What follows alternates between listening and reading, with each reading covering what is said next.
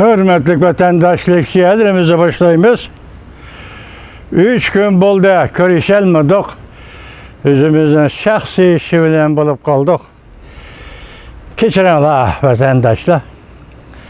Bugünkü sağış 2020 yıl 9. ayının 21. günü haftaga düşenbe. Sizlerge vaziyet doğrusu da gap kılsam, belki torbiyetleri görüp buldunlar. Hindistan Cungo çevresi hazır Xitay armiyası asker taşıvatıdı. Bu askerde abduzda oldurğanlar ve maşinde oldurğanlar gördünler ki yaş ballı 18, 19, 20 yaşlık yaş ballı yığılavatıdı. Ana dep yığılavatıdı. Nime deydi o deseniz, hem mavzuda hem bula ana dep yığılap nime deydi o deseniz, biz birinci sepki barmayımız, uruşqı barmayımız, biz ölüşni xalamayımız dep yığılavatıdı. Men bir yerde Cungo Kompartiyasını muşun münasibet ölen tebrikleymen hürmetlik vatandaş. Siz hem şunda kılın. Demek uruşni senin askerlerin mi xalamaydı? Bütün dünya emas, bütün halk emas, uruşni hatta senin askerlerin mi xalamaydı? Kompartiya kana bunundaki kademni qandaq taşlaydı? Şununla qaraysizlar hürmetlik vatandaşlar. Şimdi bugün ben sizlerge aldırap, yüz görüşüş için bir parça leksiya tayyorlap çıktım. Ben şu leksiyani sizlerge koyunma yetkizimem vatandaşım. Bu leksiyanın mavzusu mındak. Devlet İşler Mike Pompeo, Cungo Kompartiyası Müslümanlarını horluğa alır. Katolik dini muritlerini horluğa alır için qattiq tanqid qilindi. Tanqid qildi. Cungo Kompartiyası Müslümanlarını horluğanlığını, Katolik dini muritlerini horluğanlığı üçün qattiq tanqid qildi. Devlet İşler katibi Mike Pompeo. Mavzulu xabar 9. ayının 21. günü Amerika Ovozdan Xitay til programı ilan qilindi. Xabar bundaq başlandı. Amerika Qo'shma Shtatlar Davlat İşler katibi Mike Pompeo yakshanba günü, yani 9. ayının 20. günü Texas ştatida bir chirkovda ommaviy so'rovlarda, maydonlarda e'tiqodimizni saqlaylik mavzusi ostida nutq so'zladi. Devlet İşler katibi nutqida, Devlet İşler katibi Mike Pompeo nutqida yer şarida minglagan, 100 minglagan kishilar diniy e'tiqod erkinligiga ziyonkashlik qiladigan siyosiy hokimiyatlar ostida yashamoqda deb tilga oldi.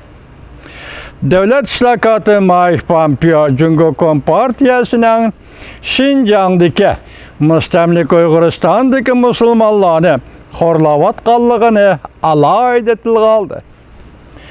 Devlet İşler katibi Mike Pompeo mundaq ko'rsatdi. Bugun belki kishini cho'chitadigan bir misol Cungo Kompartiyasidir. Bugun Cungoning g'arbiy qismida biz hammamiz bilmaydigan bir joyda, Şinjan deb ataladigan bir joyda 1 milliondan ortiq Cungoluk jazo lageriga nazarband qilindi. Kun bo'yi tizginlashni, tarbiya qabul qilishni, majburiy bola tushirishni qabul qilishga majbur bo'lib o'tdi.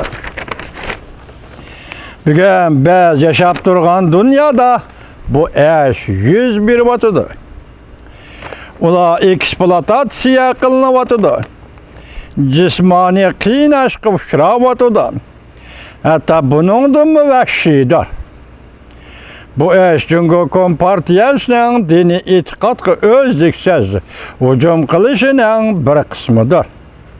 Bu bir maydon 10 yildan beri izchil yuz berib kelayotgan diniy e'tiqod urushidir.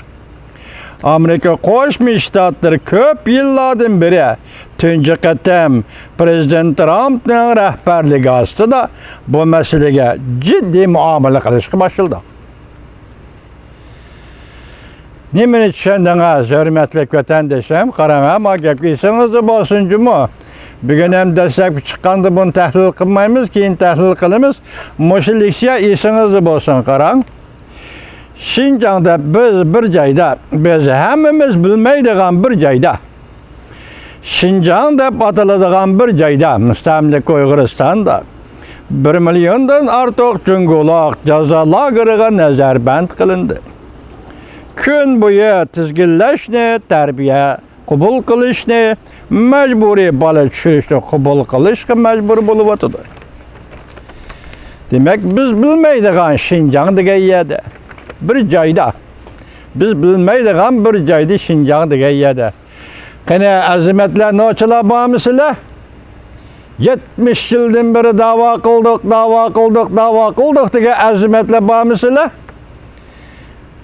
Ben mushunchalik savol qo'yay, bugun tunji qatim yuz ko'rishdim sizlar bilan. Buni keyin muhokama qilamiz vatandoshlar. 2 kun burun davomi, leksiyaning davomi. 2 kun burun Devlet İşlakatı Mike Pompeo birinci vazifemiz jurnalida Jungo Katolik dini ve Katolik dini cemiyetlerinin ahlak pakitlari mavzuliq maqola e'lon qildi. Devlet İşlakatı Mike Pompeo bu maqolasida Vatikan bilan Jungoning kelishim imzolaganligini, Katolik dini muridlarining Jungoda ziyonkashlikka uchraganligi to'g'risida to'xtaldi. Vatikan diplomatları Moşa ayda Jungo Kompartiya amaldorlari bilan suhbat o'tkazdi. Jungo bilan Vatikan o'rtasida imzolangan vaqti 2 yillik kelishimni yana uzartishni umid qilishdi.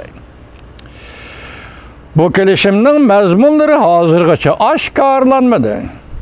Lekin diniy ishlar jamiyati Jungo siyosiy hokimiyati bilan dini cemiyetke pop tayinlash masalasida kelishim hosil qildi.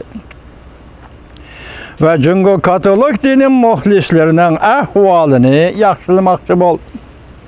2 yil o'tib ketdi. Nihoyat aniqki, Jungo Vatikan kelishimi Jungo Katolik dini muridlarini Jungo Kompartiyasining dapsanda qilishidan qo'g'dab qola olmadi.